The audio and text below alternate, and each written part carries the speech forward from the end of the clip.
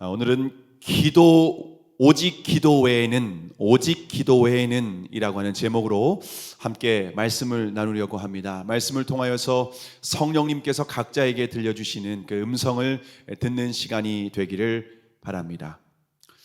여러분, 우리가 인생을 살아가다 보면 참 많은 역경이 있지 않습니까?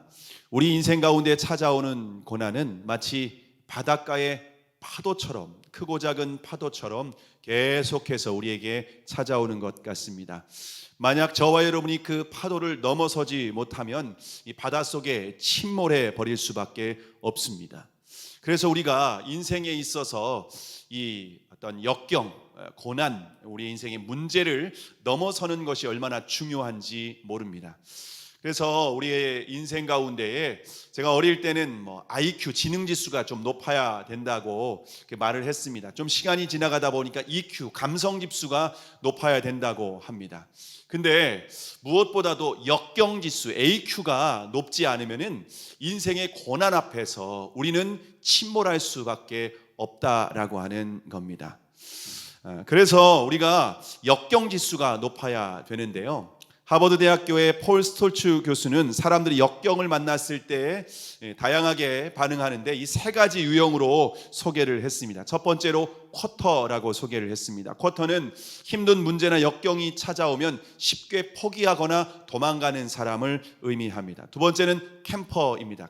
캠퍼는 역경이 찾아왔을 때 현상 유지를 하거나 그 자리에 안주하는 사람을 의미합니다. 마지막으로 클라이머입니다. 클라이머는 인생에서 고난이 찾아왔을 때 모든 지혜와 능력을 동원해서 그 위기를 극복하는 사람을 의미합니다. 만약 자신의 능력으로 해결할 수 없으면요, 외부로부터 도움을 요청해서 반드시 그 문제를 정면으로 돌파하고 뚫고 나가는 사람을 의미합니다. 여러분은 어떤 유형의 사람입니까? 쿼터입니까? 캠퍼입니까? 아니면 클라이머이십니까? 사람마다 태어난 기질과 또 자라온 환경이 다르기 때문에 각기 다르게 반응할 수 있습니다. 그런데 물과 성령으로 거듭난 그리스도인은 자신의 기질과 환경을 뛰어넘어서 클라이머와 같이 되어야 되는 줄로 믿습니다. 왜냐하면 그리스도인은 죄와 죽음의 권세를 이기신 예수 그리스도를 주님으로 믿고 따라가는 사람이기 때문입니다. 그래서 오늘 마가복음 9장 23절에서도 예수께서 이르시되 할 수 있거든이 무슨 말이냐? 할 수 있거든이 무슨 말이냐?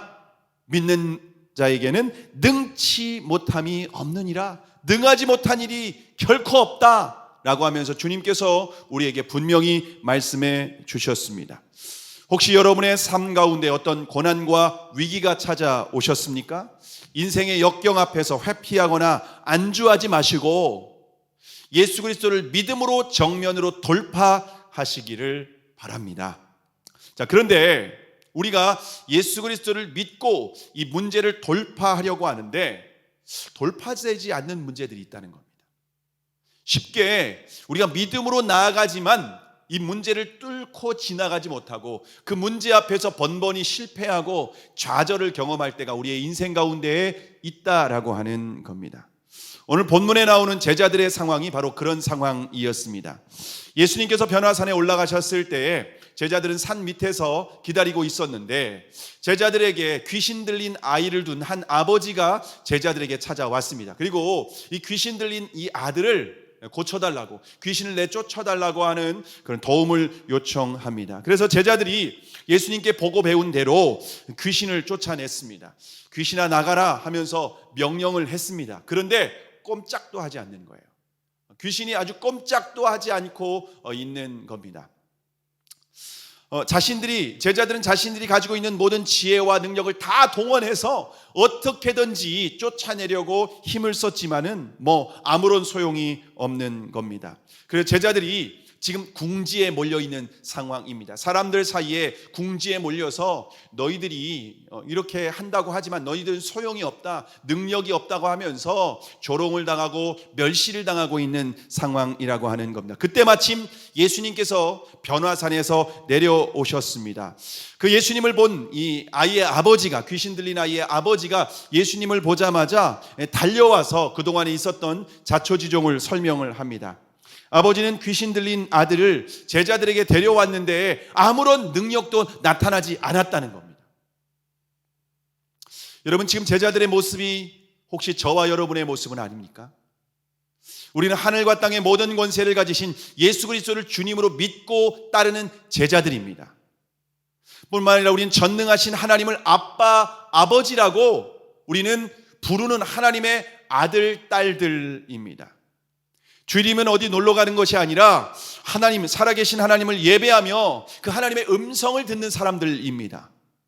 근데 우리의 인생의 수많은 그 문제 앞에서 우리는 그 문제를 뚫고 가는 것이 아니라 그 문제 앞에서 좌절하고 그 문제 앞에서 실패하고 절망하며 세상 사람들에게 때로는 조롱과 멸시를 당하게 된다라고 하는 것입니다. 경건의 모양은 있으나 경건의 능력이 없는 모습입니다. 성경에서 말씀하시는 하나님은 불가능이 없으신 전능하신 하나님이라고 하는데 우리의 삶에는 그 하나님이 왜 이렇게 무능한지 모르겠습니다. 그래서 하나님을 믿는다고 하지만 인생의 문제 앞에서 내가 하나님을 믿는다고 하지만 기대감이 없습니다. 하나님이 정말 내 인생의 문제를 해결해 주실 것이라고 하는 확신이 없다는 겁니다. 혹시 저와 여러분의 모습이 그런 모습이라면 오늘 본문을 통해서 우리에게 말씀하신 그 주님의 음성에 귀를 기울이는 시간이 되기를 바랍니다. 자, 그러면 예수님께서 아버지의 말씀을 듣고 제자들에게 뭐라고 말씀하십니까? 오늘 본문 19절입니다. 오늘 본문 19절의 말씀을 우리가 함께 읽겠습니다. 시작. 대답하여 이르시되 믿음이 없는 세대여 내가 얼마나 너희와 함께 있으며 얼마나 너희에게 참으리요 그를 내게로 데려오라 하시매. 자, 예수님께서 그 아버지의 말을 듣고 믿음이 없는 세대라고 책망을 하십니다. 여러분, 이건 누구를 책망하는 말일까요? 제자들을 책망하시는 겁니다. 제자들에게 믿음이 없는 세대라고 하며 제자들을 주님께서 책망하고 계십니다. 왜냐하면 지금까지 주님과 함께 하면서 주님께서 수많은 권능과 기적을 베푸신 것을 보여주셨습니다. 그런데 그 권능의 주님과 함께하는 제자들이 아직까지도 믿음이 없는 겁니다. 더욱 정확하게 말하면은 예수님이 누구신지 아직도 모르고 있어요. 예수님을 따라가고 있지만 예수님이 어떤 분이신지, 예수님이 어떤 권세를 가지고 계시는 분이신지, 예수님이 어떤 전능하신 분이신지 이걸 제자들이 모르고 있다라고 하는 겁니다. 그런 제자들을 바라보시면서 주님이 얼마나 내가 더 참고 인내해야 되겠느냐라고 하며 탄식을 하고 계십니다. 그리고 그 귀신을 데려오라라고 귀신 들린 아이를 데려오라고 말씀을 하십니다.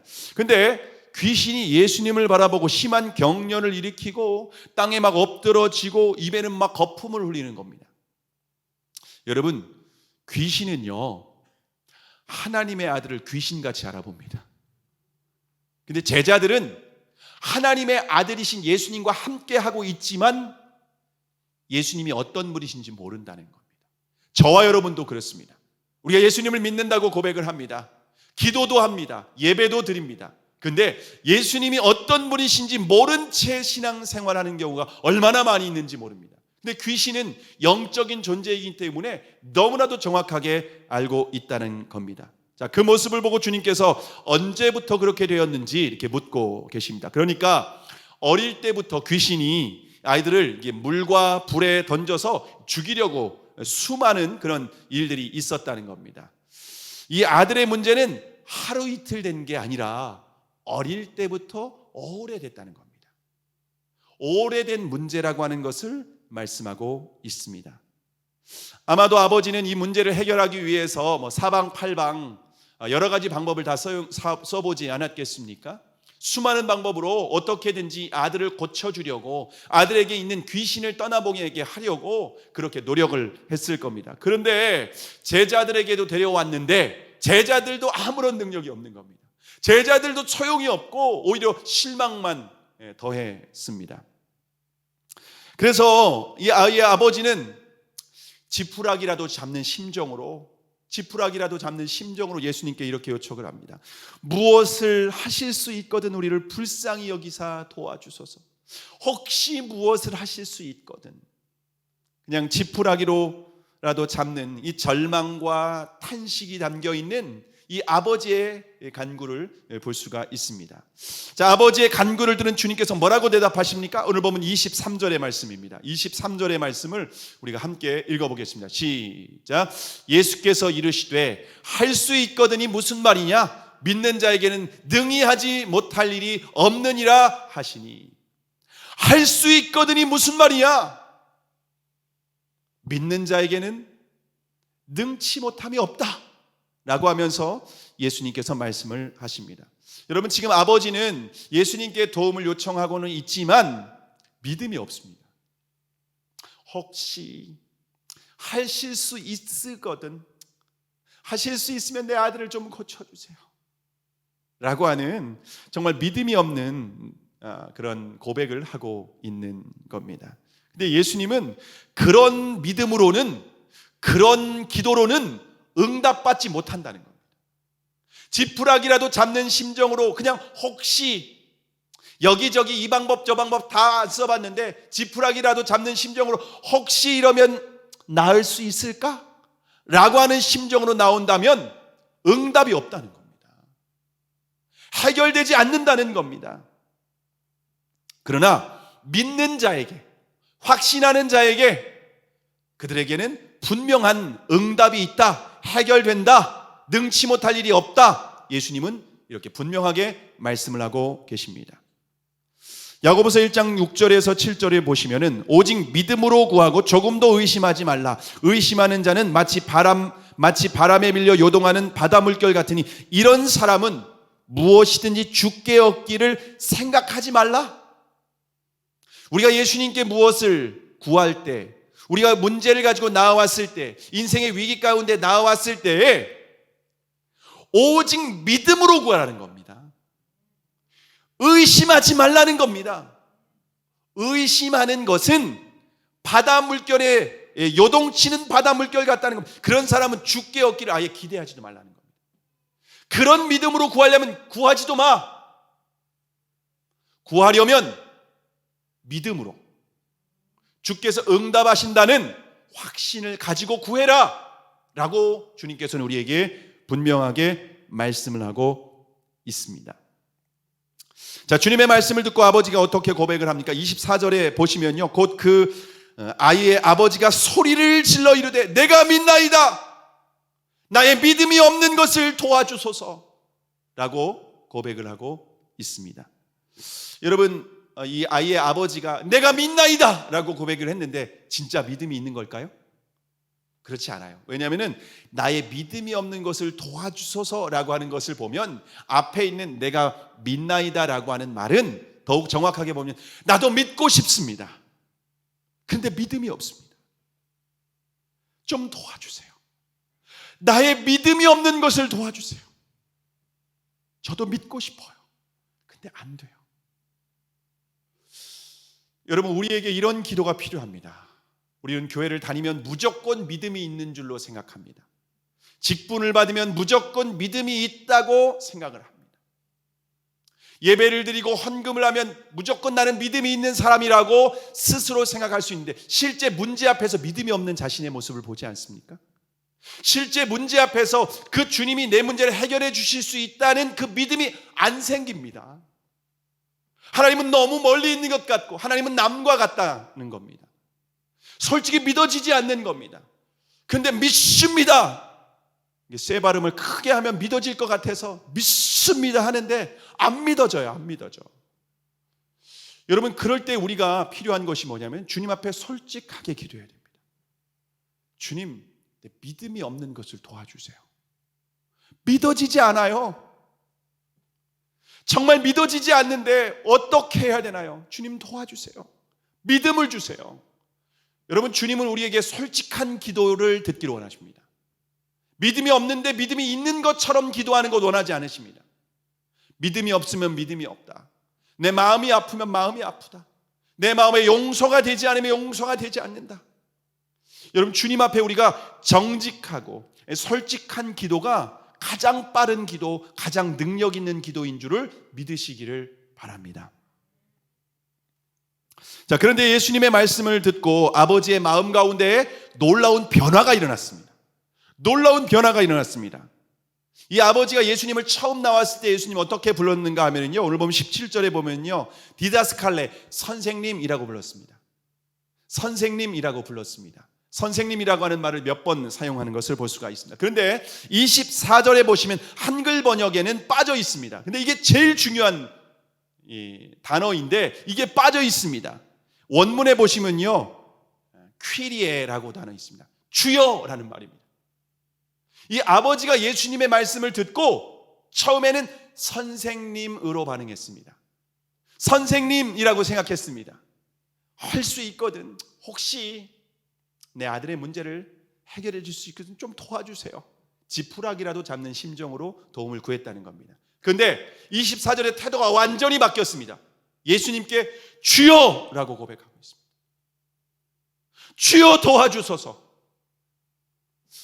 여러분, 우리의 믿음은요, 예수님이 어떤 분이신지 알고 그분에게 내가 어떻게 반응하는지가 굉장히 중요합니다. 이 아이의 아버지는 선생님에서 주님으로 바뀌었다는 겁니다. 여러분, 우리가 주님께 무슨 기도 응답을 받거나 문제 해결을 원하십니까? 선생님으로 대하면은 해결해 주실 수 없습니다. 예수님은 4대 성인이 아닙니다. 예수님은 착한 일을 하시기 위해서 오신 분이 아십니다. 하늘과 땅의 모든 권세를 가지신 하나님의 아들이십니다. 그분은 왕의 왕이십니다. 만주의 주이십니다. 그래서 이 아이의 아버지는 예수님에게 주여라고 고백을 하고 있는 겁니다. 여러분, 이 호칭의 변화는 엄청난 변화입니다. 이것이 바로 성령의 역사인 줄을 믿으시기를 바랍니다. 왜냐하면 고린도전서 12장 3절에 보면 성령이 아니고는 예수를 주님이라 시인할 수 없기 때문입니다.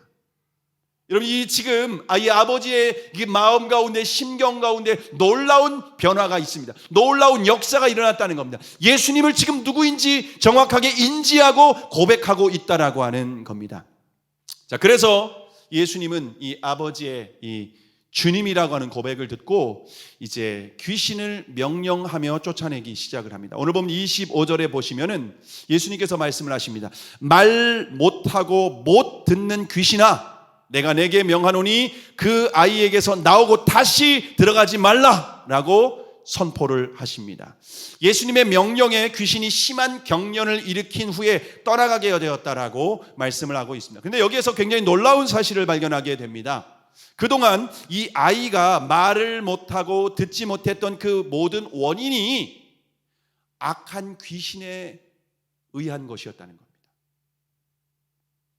지금 악하고 더러운 귀신이 아이를 어렸을 때부터 사로잡아서 말도 못하게 하고 듣지 못하게 했다는 겁니다. 심지어 이 귀신이 아들 안에 들어가서 물에도 들어가게 하고 불에도 들어가면서 위험한 상황에 자신의 몸을 던져서 죽게 하려고 했다는 것, 죽이려고 했다는 겁니다. 여러분, 요한복음 10장 10절에 보시면요, 도적이 오는 것은 죽이고 멸망시키려는 것뿐이요 내가 온 것은 양으로 생명을 얻게 하고 더 풍성히 얻게 하려 함이라 라고 분명히 말씀을 하고 있습니다. 귀신이 오는 목적은요, 죽이고 멸망시키려는 것밖에 없다는 겁니다. 그러나 예수님은 우리에게 생명을 주시고 더 풍성한 삶을 누리게 하시기 위해서 이 땅에 오신 줄을, 저와 여러분 안에 찾아오신 줄을 믿으시기를 바랍니다. 여러분, 우리 그리스도인들은요, 보이는 세계만 믿는 존재들이 아니라 보이지 않는 세계를 믿는 사람들이라는 겁니다. 영적인 세계에는 하나님, 성령님, 예수님, 천사들만 있는 것이 아니라 보이지 않는 세계 가운데에서는요, 사단, 악한 귀신들이 있다는 겁니다. 하나님은 우리를 살리기 위해서 오늘도 쉬지 않고 주무시지도 않고 졸지도 않고 오늘도 역사하십니다. 오늘도 우리 예배 가운데 임재하여 주시어서 여러분을 도와주시기를 원하십니다. 여러분의 기도에 응답하시기를 원하십니다. 그러나 사단 역시 보이지 않지만 이곳에서 우리를 미혹하고 넘어뜨리려고 하고 말씀에 집중하지 못하도록 하고 우리를 죽이고 멸망시키려고 한다는 겁니다. 그럼 마가복음에 보시면은요, 회당에서 귀신이 쫓겨나는 것을 볼 수가 있습니다. 교회 안에도 귀신이 들어올 수 있다는 겁니다. 성도들에게 귀신이 역사할 수 있다는 겁니다. 우리는 이 영적인 세계에 대해서 눈을 떠야 됩니다. 보이는 세계가 전부라고 생각하면 안 됩니다. 보이지 않는 세계가 있다는 것을 알아야 됩니다. 요즘 코로나 바이러스로 전 세계가 팬데믹 상황 가운데 있지 않습니까? 코로나 바이러스가 눈에 보이죠. 눈에 보이면 우리가 그렇게 하지 않았겠죠. 공기 중에 떠다니는 알 수 없습니다. 보이지 않습니다. 그러나 존재합니다. 그래서 다 마스크를 쓰지 않았습니까? 여러분, 보이는 것이 전부가 아닙니다. 보이지 않는 세계가 있다는 겁니다. 여러분, 광활한 우주를 여러분이 두 눈으로 다 확인하셨습니까? 확인하지 못했습니다. 그러나 우주의 그 끝을 우리는 다 보지 못했지만 그 우주가 얼마나 넓고 광활한지 우리는 알 수 있습니다. 여러분, 그리스도인은요, 보이는 세계가 전부가 아니라 보이지 않는 세계가 있다는 것을 믿는 사람입니다. 근데 제가 사역을 하면서 느낀 건데, 여러분, 이 보이지 않는 세계 가운데 악한 영의 역사가 얼마나 치열한지 모릅니다. 저와 여러분이 상상한 것 이상으로 악한 영의 역사가 많습니다. 몸의 질병, 우울증, 공황장애, 관계 가운데 분열을 일으키는 문제, 부부 문제, 자녀와의 문제, 영적으로 시험 드는 모든 문제, 그 외에 모든 죄와 관련된 배후에는 다 사단이 역사하고 있습니다. 저와 여러분이 영적인 세계에 대해서 인식하고 눈을 떠야 됩니다. 그래서 에베소서 6장 12절에 보시면 우리의 씨름은 혈과 육을 상대하는 것이 아니요 통치자들과 권세들과 이 어둠의 세상 주관자들과 하늘에 있는 악의 영들을 상대함이라 라고 말씀하고 있습니다. 여러분, 우리는 눈에 보이는 사람과 문제와 싸우는 사람들이 아니라 보이지 않는 악한 영들과 싸우는 사람들이라는 겁니다. 그리스도인들은 보이지 않는 세계의 악한 영들과 영적인 전쟁에서 승리를 해야 되는 사람들이라는 겁니다. 그래야만 우리의 삶에서 하나님의 은혜와 축복, 풍성한 삶을 누릴 수 있다는 겁니다. 물론 모든 악한 영의 역사는 하나님의 섭리 가운데 이루어지고 있습니다. 우리 얼마 전에 욥기를 묵상하지 않았습니까? 욥기에서 하나님이 허락하신 범위까지만 역사할 수 있습니다. 왜냐하면 하나님의 뜻이 아니거든요, 참새 한 마리도 그냥 떨어진 일이 없습니다. 근데 여러분, 지금 누가복음 우리가 말씀을 묵상하고 있는데 누가복음에 보시면은요, 예수님이 성령에 충만한 후에 성령에 이끌려 어디로 가셨습니까? 광야로 가셨는데 광야에서 무엇을 하셨습니까? 마귀에게 40일간 시험을 받으셨습니다. 그러니까 하나님은 저와 여러분이 마귀의 시험 가운데 허용을 하십니다. 왜 허용을 하십니까? 마귀의 시험을 이기고 우리가 승리하는 그리스도인이 되기를 원하시는 줄을 믿으시길 바랍니다. 성령의 능력으로, 하나님의 말씀으로 우리가 마귀의 시험을 이기고 우리가 승리하는 그리스도인, 권능이 있는 그리스도인이 되기를 원하시는 줄을 믿으시기를 바랍니다. 자, 그러면 제자들은 왜 귀신을 쫓아내지 못했을까요? 오늘 보면 28절과 29절 너무 중요한 말씀입니다. 우리가 함께 읽겠습니다. 시작. 집에 들어가심에 제자들이 조용히 묻자오되 우리는 어찌하여 능히 그 귀신을 쫓아내지 못하였나이까? 이르시되 기도 외에 다른 것으로는 이런 종류가 나갈 수 없느니라 하시니라.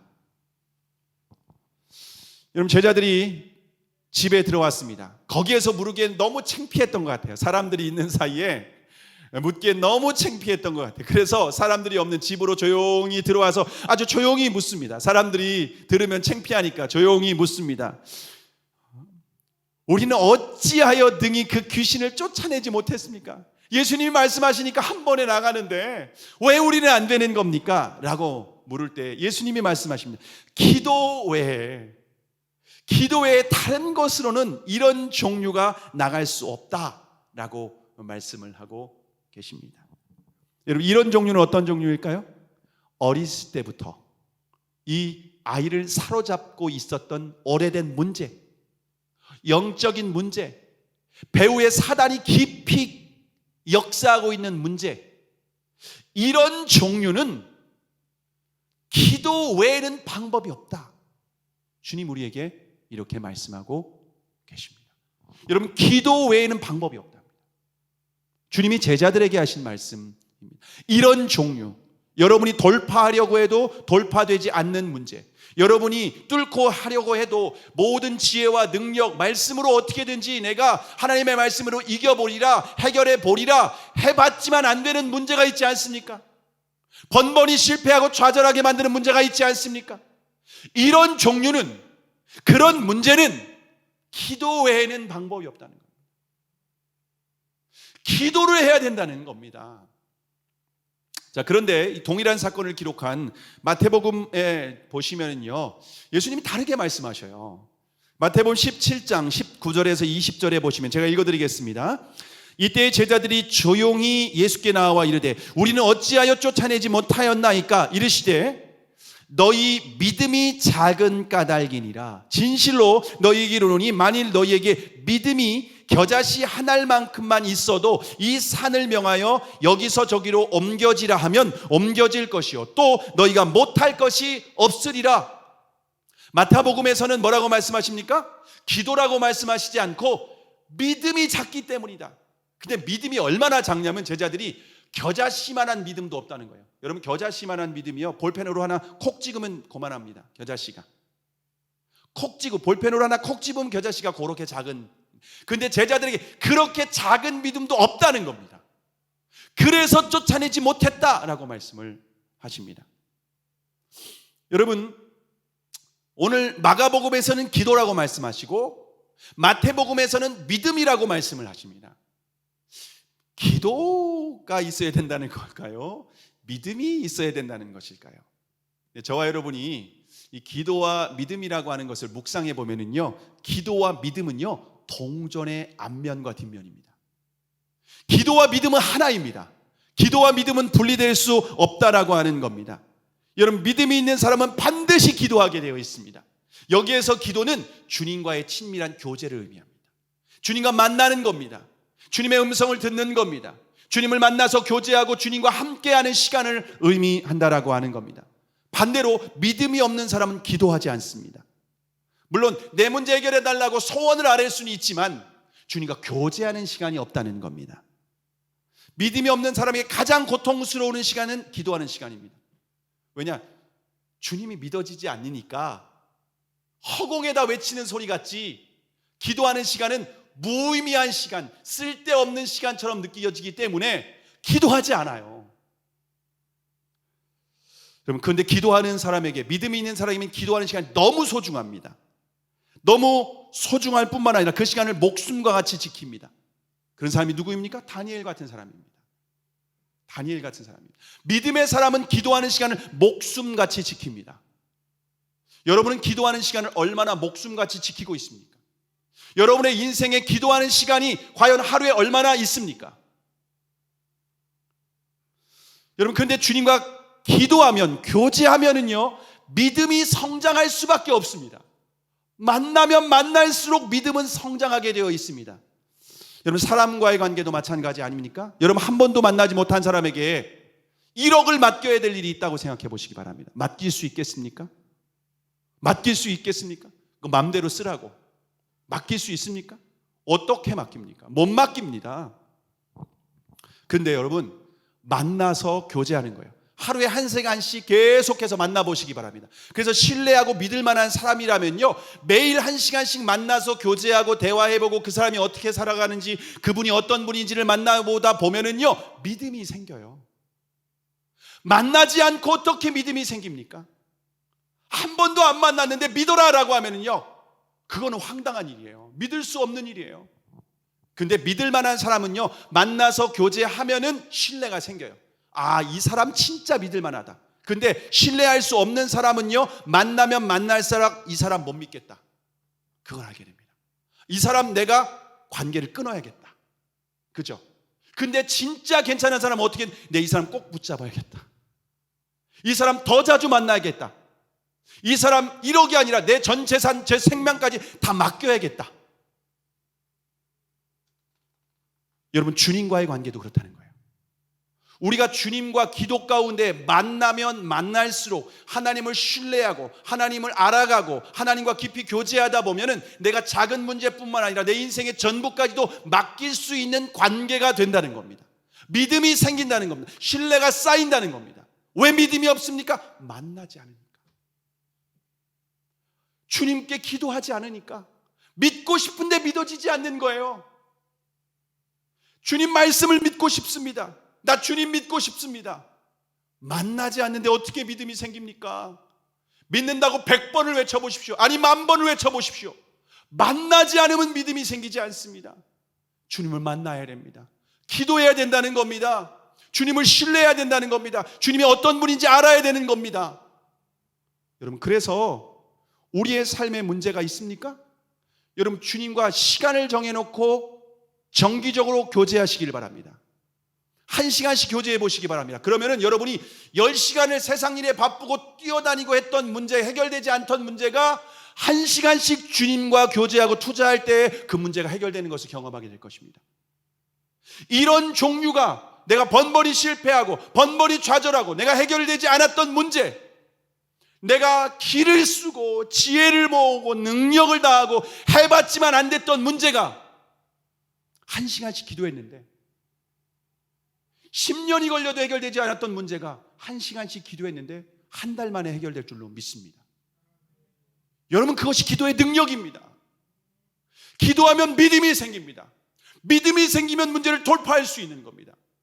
기도하지 않으니까 믿음이 없고 믿음이 없으니까 돌파하지 못하는 겁니다. 지금 코로나19로 인하여서 그리스도인들이 비대면으로 예배를 드리는 경우는 많이 있습니다. 그런데 기도하지 못합니다. 아주 치명적인 문제입니다. 기도하지 않으면 능력이 없습니다. 기도하지 않으면요, 문제를 뚫고 나갈 수 없습니다.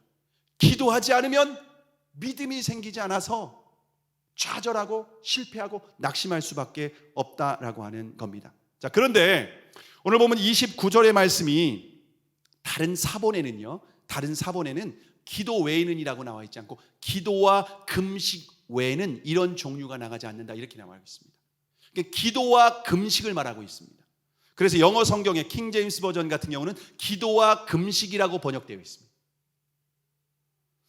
여러분, 우리의 삶에 여러분 1시간씩 문제가 해결되지 않는 문제가 있다면 1시간씩 시간을 정해놓고 기도해 보시기 바랍니다. 근데 1시간씩 시간을 정해도 기도 문제가 해결되지 않는 문제가 있다면요, 금식을 병행하며 기도해 보시기 바랍니다. 혹시 여러분의 어렸을 때부터 가지고 있었던 기질적인 문제가 있습니까? 자신이 오랫동안 내 몸과 영혼을 망가뜨리는 중독이 있습니까? 누군가에게 받은 깊은 상처, 해결되지 않는 트라우마, 이걸로 인해서 쓴뿌리가 생겼습니까? 내가 부모님을 보고 자라면서 나는 절대로 엄마 아빠 같이 살지 않을 거야 라고 하면서 반복하고 있는 문제가 있지 않습니까? 여러분, 이런 종류는요, 기도와 금식 외에는 다른 방법이 없습니다. 여러분, 정말 명심해서 들으시기 바랍니다. 왜냐하면 이것은 배우의 영적인 문제가 개입되어 있기 때문입니다. 보이지 않는 세계 가운데 영적인 문제가 개입되어 있기 때문에 기도와 금식 외에는 돌파되지 않습니다. 뚫리지 않습니다. 해결되지 않습니다. 여러분이 어떤 책을 읽고 세미나를 듣고 내가 집중을 하고 밤을 새워서 노력해도 안 됩니다. 이런 종류는 기도와 금식하며 주님 앞에 나아갈 때에 그 문제를 뚫고 지나가게 될 것입니다. 그럴 때 여러분에게 새로운 차원이 열릴 겁니다. 영적으로 아주 깊은 하나님의 은혜를 경험하게 될 것입니다. 살아계신 하나님의 역사를 여러분이 놀라운 은혜를 경험하게 될 것입니다. 여러분, 저하고 아내가 작년 12월에 금식하며 기도했습니다. 하나님께서 2022년에 새로운 시즌을 허락해 주실 것이다 라고 하는 그 약속을 주셨습니다. 그리고 하나님께서 금식하라 라고 해서 3일 금식을 했습니다. 근데 금식을 할 때 아내가 금식에 대한 트라우마가 있었습니다. 아내는 전에 있던 교회에서 금식기도학교 스텝으로 오랫동안 섬겼습니다. 근데 금식기도 할 때마다 실패했습니다. 금식을 하면요 두통이 오고요, 금식하면은요 이 헛구역질이 나오는 거예요. 한 끼 정도는 괜찮은 것 같은데 하루 온종일 금식을 하게 되면은 견딜 수가 없어요. 보통 1박 2일로 진행되는 그 금식기도 학교였는데 하루 이상 넘어가지를 못해요. 그래서 제일 아킬레스건이 뭐였냐면은 금식이었습니다. 그래서 금식을 죽어도 못한다고 했었던 사람이 제 아내입니다. 근데 작년 12월에 하나님이 3일 금식에 대한 부담감을 주셨습니다. 그리고 금식 첫째 날이 되었습니다. 첫째 날 금식 시작한 날부터 편두통이 머리가 깨질 듯이 아팠습니다. 헛구역질을 임신도 안 했는데 셋째가 생긴 줄 알았습니다. 계속 헛구역질, 속에 있는 쓴물 다 토해내도 계속해서 헛구역질이 나옵니다. 그래서 너무 온몸이 탈진이 돼서 저녁 때 궁평항 근처에 바람을 쐬려고 드라이브 좀 이렇게 나가는데 차 중간에서 막 차 좀 내려달라고 막 토할 것 같다고, 토할 거 나오지도 않아요. 근데 차 문 열고 막 토하고 막 머리가 깨질 듯이 막 죽을 것 같이 아프다는 겁니다. 그때 아내가 십자가를 계속 묵상했다. 십자가를 묵상하고 조금 기운을 차려 다시 집에, 걷지도 못하고 다시 집에 돌아왔습니다. 그리고 그날 잠잤습니다. 둘째 날이 되었습니다. 둘째 날 또 금식을 하는데 더 큰 통증입니다. 아내 말로는요, 출산할 때의 고통보다 더 컸다 이렇게 얘기를 합니다. 자기가 인생에서 가장 큰 고통을 경험했던 게 이번 금식이었습니다. 둘째 날 저녁까지 정말 죽을 정도로. 그래서 아내가 장모님, 이모님들, 자기 주변에 기도 요청할 수 있는 사람들한테 다 기도 요청을 했습니다. 기도 요청을 하고 둘째 날 어렵게 금식을 통과를 했습니다. 마지막 셋째 날 됐는데 둘째 날을 통과하는 순간 금식 트라우마가 해결됐습니다. 아내가 그 금식을 딱 돌파해 버린 겁니다. 뚫고 지나간 겁니다. 여러분, 근데 뚫고 지나가고 마지막 셋째 날은 고통 없이 금식을 잘 마치게 되었습니다. 그렇게 기도와 금식으로 문제를 딱 뚫고 나간 뒤에 아내가 그동안 8년 동안 하나님 내 안에 두려움이 커요. 하나님 내 안에 불안감과 두려움이 있는데 이 문제 해결해 주세요라고 8년 동안 기도했던 문제가 금식하며 해결이 됐습니다. 금식하며 해결되고요. 그때부터요, 하나님께 기도하고 말씀하신 것은요, 걱정하거나 두려워하지 않고 즉각 순종합니다. 즉각 순종하면서 얼마나 놀라운 역사들이 일어나고 있는지 모릅니다. 주변에 있는 사람들이 막 회복되고 역사가 일어나고 그런 역사들이 계속해서 일어납니다. 아내가 금식으로 돌파를 할 때에 어떤 일이 일어날지를 사단이 알았던 겁니다. 그래서 계속해서 포기해라. 너는 금식하면 안 돼. 너 포기해. 계속해서 사단이 너 금식하지 마. 금식하지 마. 너 금식하면 큰일 나. 너 금식하다 죽을 수 있어. 계속 공격을 했었던 겁니다. 근데 금식으로 딱 통과하는 순간, 뚫고 가는 순간 영적인 새로운 세계가 열리게 되었습니다. 해결되지 않았던 이런 종류의 문제가 뚫고 지나가게 되는 것을 경험하면서 놀라운 일들을 경험하고 있습니다. 저도 3일 금식하면서 하나님께서 저의 데스티니, 저의 하나님께서 저를 향한 계획을 쫙 보여주셨어요. 그리고 2020년부터 하나님께서 22년부터 새수는 세부대라고 하는 이 말씀을 주셔서 여러분 이 사역을 하고 있고 여러분에게 말씀을 전하고 있는 겁니다. 여러분, 성경에서 하나님께서 니느웨 성을 심판하시기 전에 요나를 보내시죠. 그 요나가 전했던 메시지가 회개하라가 아니에요. 40일 후면 이 성이 망할 것이다 이런 거였어요. 회개 아니라 심판하다. 너희들이 이제 끝났다 이거였습니다. 근데 요나의 메시지를 듣고 왕과 모든 백성들이 어떻게 했습니까? 금식을 하며 하나님께 기도했습니다. 금식을 했습니다. 혹시 우리를 긍휼히 여겨주실지 모르겠다. 금식하며 기도했습니다. 심지어 짐승까지 다 금식시켰습니다. 근데 하나님께서 그들이 금식하며 회개하는 모습을 보고 돌이키셨습니다. 재앙을 돌이키셨습니다. 심판하지 않았습니다. 여러분, 이스라엘 백성들이 페르시아의 포로로 끌려갔을 때 다 진멸되는 위기를 당하게 됩니다. 그때 모르드게가 에스더에게 도움을 요청합니다. 왕비였던 에스더가 어떻게 합니까? 하나님 앞에 금식하며 나아갑니다. 금식하게 나아갈 때에 역전이 되는 은혜를 경험하게 됩니다. 모르드게와 유대인들을 죽이려고 했던 하만이 그 장대에 달려 죽게 되고, 그리고 모르드게와 유대인들이 승리하게 되는, 잔치를 베푸게 되는 놀라운 반전의 역사가 바로 금식의 역사 가운데, 금식 기도 가운데 있었다는 겁니다. 예수님도 공생애를 시작하시기 전에 40일 금식하십니다.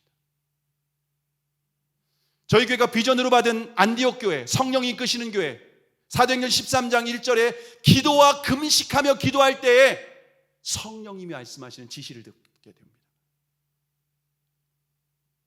기도가 능력이 있는데 그래도 해결되지 않는 문제가 있습니까? 금식을 병행하며 기도하시기 바랍니다. 그래서 지난 금요일부터 14일 금식이 시작되었습니다. 2월 내적 치유를 앞두고 14일에 금식이 시작이 되었습니다. 하나님께서 너무 놀라워요. 금식을 시작하라는 날짜를 14일부터 하라고 말씀하셨습니다. 14일부터 14일 동안 하라고 가르쳐 주셨습니다. 근데 14일 우리 생명의 삶 큐티 본문이 뭐였습니까? 예수님이 금식하시는 본문이에요. 누가복음 4장 1절 이하. 예수님이 금식하시며 마귀에게 시험을 이기시는 본문이었습니다. 그리고 지난 금요일 날 우리가 말씀을 들었는데 이건호 목사님 말씀을 들었습니다. 근데 이건호 목사님이 메시지 가운데 마지막에 이런 종류는 기도와 금식 외에는 해결되지 않는다라고 하는 말씀을 주셨습니다. 여러분, 우리의 삶에 있는 많은 문제가 영적인, 그 배우의 영적인 문제가 있다라고 하는 겁니다. 어렸을 때부터 오랫동안 여러분이 해결되지 않았던 문제가 있습니까? 중독으로 여러분이 헤어나오지 못하는 그런 문제가 있습니까? 여러분이 번번이 실패하는 문제가 있습니까? 여러분이 인생의 위기 가운데 있습니까? 여러분, 어떤 문제에 있습니까? 부부관계의 문제에 있습니까? 영적인 문제일 가능성이 매우 높습니다. 여러분이 해결되지 않는 문제, 여러분, 기도 외에는 다른 이유가 나가지 않습니다. 여러분, 기도하며 금식해 보시기 바랍니다. 여러분이 10년 동안, 아니 30년 동안, 아니 50년 동안 해결하려고 했어도 안 됐던 문제가 해결될 것입니다. 확신합니다. 새로운 세계가 열릴 것입니다. 영적인 더 깊은 세계를 경험하게 될 것입니다. 여러분, 다른 방법으로 에너지 쓰지 마시기 바랍니다. 기도하고 금식하는 일에 집중해 보시기를 바랍니다. 그럴 때 여러분의 인생 가운데 놀라운 역사가 펼쳐지게 될 것입니다. 14일 동안 금식이 진행이 됩니다. 혹시 아직 나는 더 신청하고 싶다, 나도 신청하고 싶다, 금식을 늘리고 싶다라고 하는 분, 지금이라도 아내에게 카톡을 보내셔서 금식에 함께 동참하시기 바랍니다. 여러분이 이번 내적 치유를 통해서 놀라운 기적을, 지금까지 해결되지 않았던 문제가 해결되는 기적을 경험하게 될 줄로 믿습니다. 그래서 저와 여러분이 기도와 금식으로 인생의 문제 앞에 있을 때 클라이머와 같이 돌파하는, 극복하는, 포기하고 안주하고 도망가는 인생이 아니라 그 모든 인생의 문제를 돌파하는 저와 여러분이 되기를 주님의 이름으로 축복합니다. 기도하시겠습니다.